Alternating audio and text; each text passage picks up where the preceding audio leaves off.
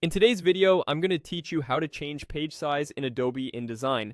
Start by opening Adobe InDesign and, if needed, open the document you want to adjust. You can follow along with any layout, whether it's a single page or a multi-page project. Once you're in your file, look to the top left of the screen and click File. This is where most document level controls live, and it's the quickest path to the settings we need. From the File menu, choose Document Setup.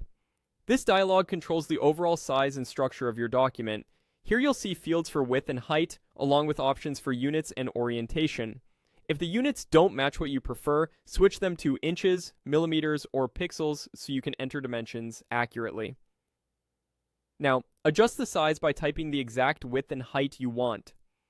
Orientation can be toggled between portrait and landscape, which simply flips how those dimensions are applied. If your project uses facing pages, keep in mind the change will apply across the spread for a consistent layout. Confirm the new dimensions, and InDesign will update your pages. Take a moment to scan your document. Text and images may reflow when the page size changes. That's normal. You can fine-tune placement afterward to keep everything looking polished.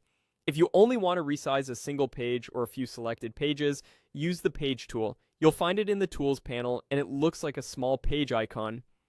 Click the Page tool, then click directly on the page you want to change in your layout.